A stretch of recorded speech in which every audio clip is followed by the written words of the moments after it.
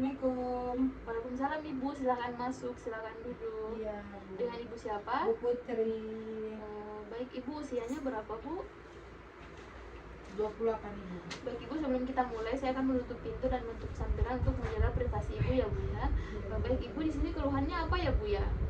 Ya Bu, jadi saya habis melahirkan sesar itu. Oh baik Bu. Baik Ibu, di sini saya akan menjelaskan tentang masa nifas, khususnya nifas pos SC ya Bu ya. Masa ini dimulai setelah plasenta lahir dan berakhir ketika alat-alat kandungan kembali seperti keadaan sebelum hamil. Masa nifas berlangsung selama kira-kira 6 minggu. Nah, di sini ada perubahan adaptasi psikologi nifas pada pos SC ya Bu ya. Yang pertama itu ada perubahan uterus atau perubahan rahim. Di sini rahim dalam keadaan normal, uterus mencapai ukuran besar pada masa sebelum hamil, namun pada keadaan yang abnormal, tinggi fundus mengalami perlambatan akibat adanya luka insisi pada posisi seksio sesarea atau SC. Kemudian timbul rasa nyeri akibat luka insisi sehingga involusi lebih lambat.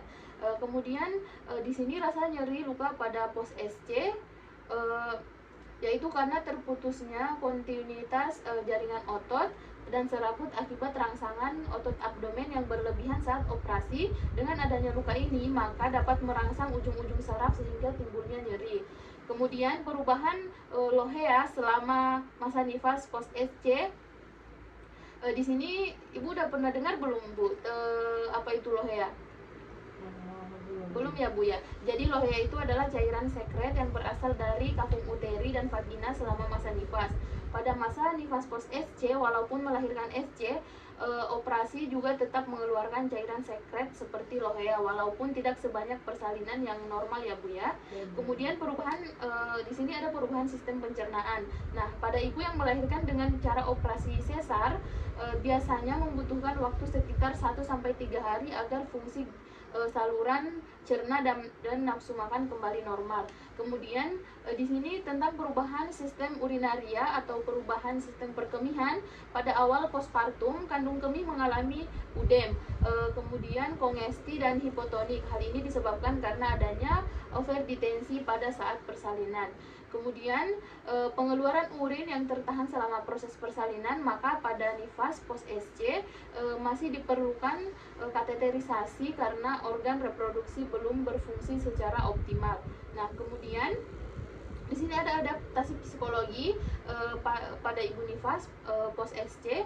Pada umumnya ibu nifas baik secara normal maupun sesar akan mengalami tahapan proses adaptasi psikologi pada masa nifas.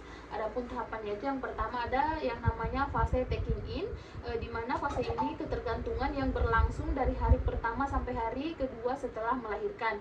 Ibu hanya fokus pada dirinya sendiri sehingga cenderung pasif terhadap lingkungannya. Kemudian yang kedua ada fase taking hold, yaitu berlangsung pada 3-10 hari setelah melahirkan. Ibu ini merasa khawatir akan ketidakmampuan dan rasa tanggung jawab dalam perawatan bayinya, dan ibu sangat sensitif dan lebih mudah tersinggung. Kemudian ada fase letting go. Fase ini adalah fase saat ibu bisa menerima tanggung jawab akan perannya sebagai seorang ibu. Fase ini berlangsung 10 hari setelah melahirkan. Nah, di sini juga ada gangguan psikologi pada masa nifas ya Bu ya. Yang pertama itu postpartum blues atau baby blues. Ibu mengalami perasaan sedih yang berkaitan dengan bayinya. Kemudian kemurungan masa nifas. Kemurungan dalam masa nifas ini merupakan hal yang umum. Perasaan-perasaan demikian akan hilang dalam 2 minggu setelah melahirkan. Nah, kemudian ibu di sini ada kebutuhan dasar masa nifas. Yang pertama ada kebutuhan nutrisi ibu nifas. Kebutuhan gizi pada ibu nifas ini terutama bila menyusui akan meningkat sekitar 25%. Ibu pos SC boleh untuk makan dan minum setelah 2 jam jika ibu memilih bius lokal. Jika bius umum maka harus menunggu buang gas baru boleh makan dan minum. Kemudian untuk kebutuhan cairan, konsumsi cairan sebanyak 8 gelas per hari, namun sedikitnya 3 liter tiap hari. Kebutuhan akan cairan diperoleh dari dari sari buah, susu, dan sup. Kemudian mobilisasi dini setelah operasi seksio sesaria atau operasi sesar.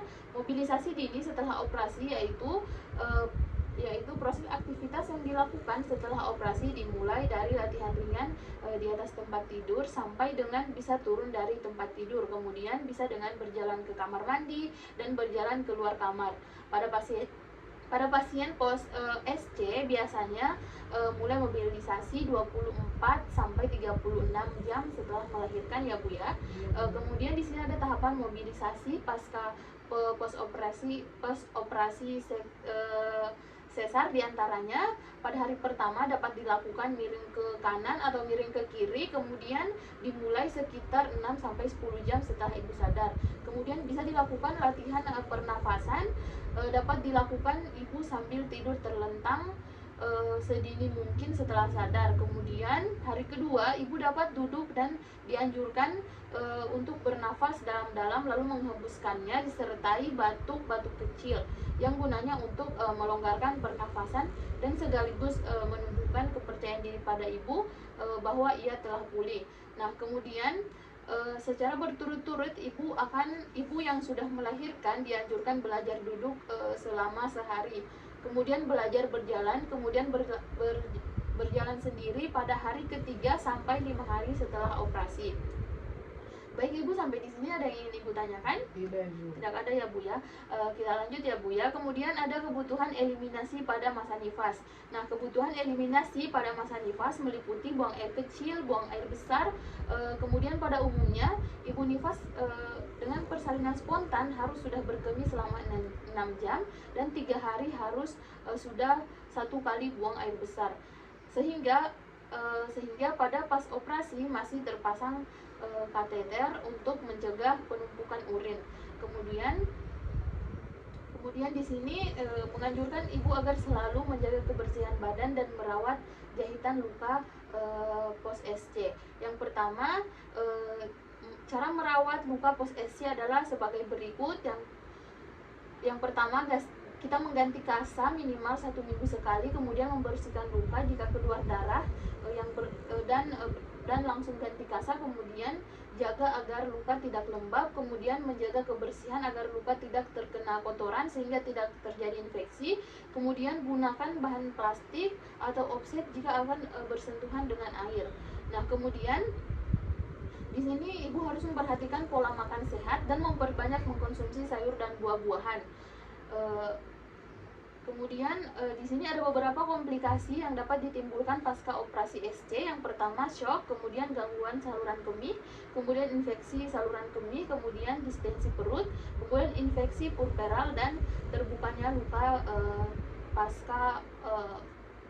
luka operasi. Nah, sampai di sini ada yang ingin Ibu tanyakan? Tidak ada ya Bu ya. Nah, kemudian di sini ada tanda-tanda infeksi luka jahitan pos SC. Yang pertama, cairan bening dan berubah warna yang berasal dari luka, kemudian pembengkakan abnormal, kemudian adanya kemerahan dan nyeri di sekitar luka, kemudian nyeri atau bengkak di kaki, kemudian ketidaknyamanan di perut dan pendarahan vagina abnormal. Baik Ibu, di sini juga pada ibu yang telah melakukan operasi SC, saya menganjurkan kepada ibu untuk tetap menyusui secara on demand kepada bayinya walaupun ibu telah melahirkan secara SC ya Bu ya. Baik Ibu, sampai di sini ada yang ingin Ibu tanyakan? Tidak ada Bu. Tidak ada ya Bu ya. Saya rasa Ibu sudah mengerti tentang konseling pasca operasi sesar.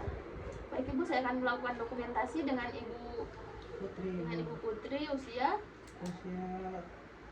28 Ibu. Usia 28. Baik Ibu, silakan tanda tangan. Baik Ibu, terima kasih atas kunjungannya.